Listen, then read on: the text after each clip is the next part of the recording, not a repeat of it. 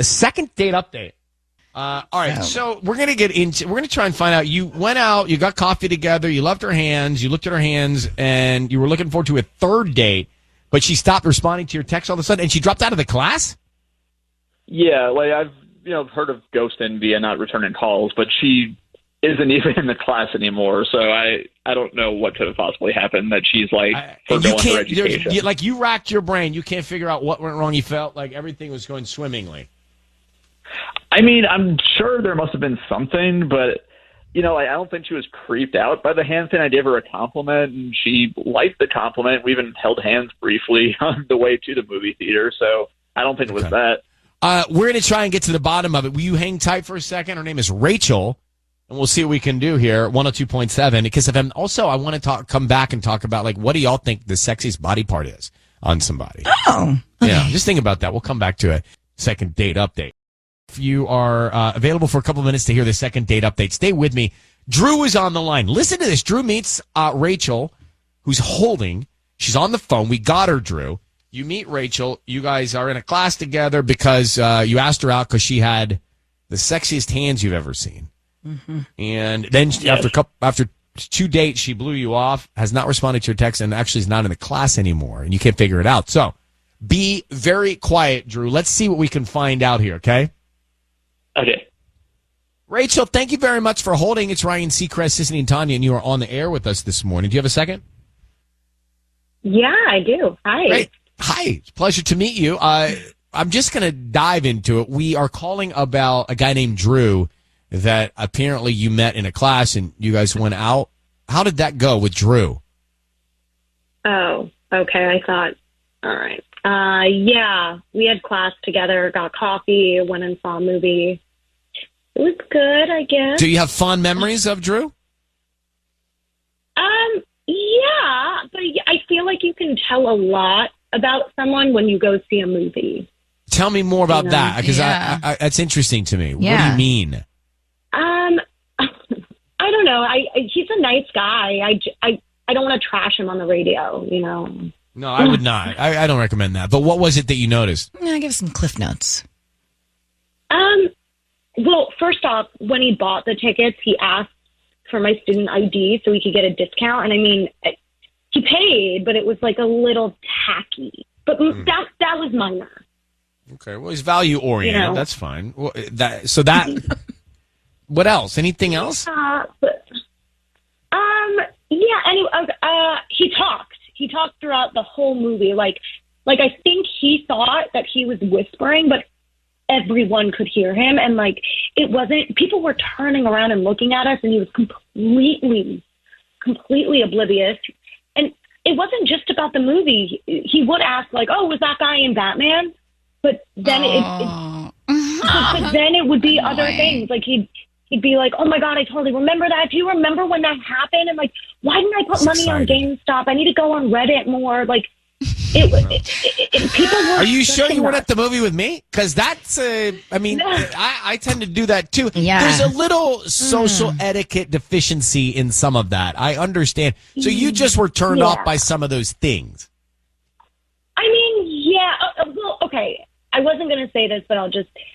His legs never stopped moving the whole movie, just like bouncing the whole time. Like my brother does that. It drives me insane. I know that. It's called restless leg syndrome. I have that. Oh. Yeah, Michael has that too. Well, I mean, during the movie and when you're first getting to know someone, it's awkward. It annoyed you. All right. Well, there are a lot of things that turned you off, it sounds like.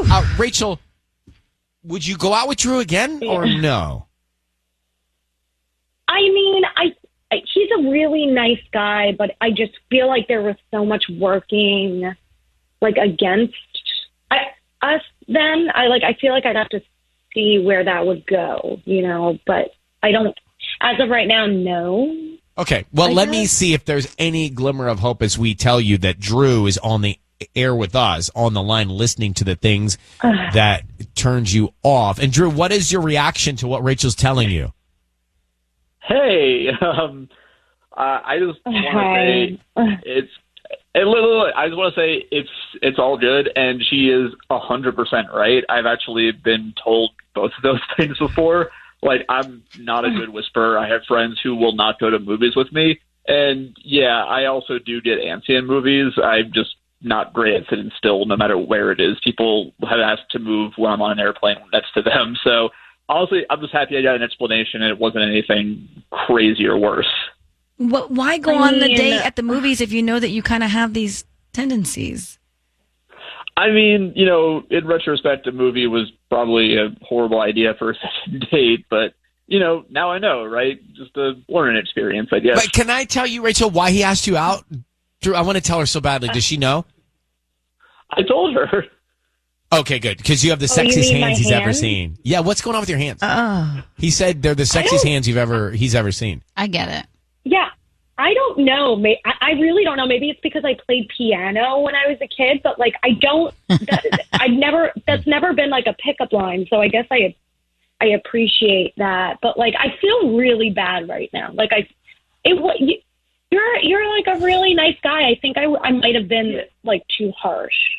Listen. The fact that you feel bad makes me feel bad. So please, No. like I literally just wanted to know, and now I do.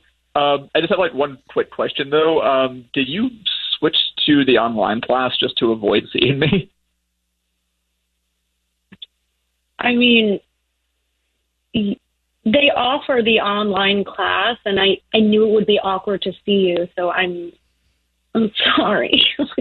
Listen, like I said, it's completely fine. Please don't be sorry. Honestly, like, I hope you come back. You were great in that class, and if you want, like, you shouldn't have to switch. I can switch to online, because honestly, I would feel bad if you didn't come to class anymore. Oh, I feel bad. I mean, I'll come back. I'll come back. Yeah, Maybe this is like a positive. Let's just make these bad feelings go away. And I think you guys You guys Drew, can both just go to class and just let it go. And I think Drew heard you, and I think he's sorry, and I kind of like him. And so it'd be great if you guys just try one more time, right? Yeah, maybe you just go and act on an actual date, no movies. Nothing he did was like so bad. Maybe we should just like see, let's just like see how it goes. Yeah, But I agree. Like, I'm more open to it now than I was before. Okay. There we have it.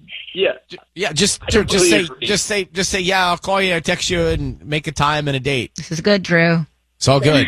All right, Rachel, thank you for your candor, your honesty, and talking with us. And Drew, really appreciate you trusting us and reaching out, man.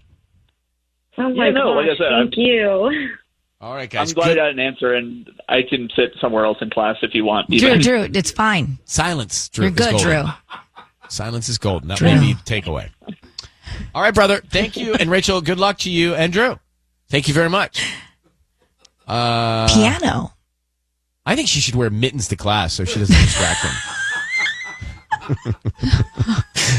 Right? So it's let's make it fair. Hand exercises. You know what I mean? Like,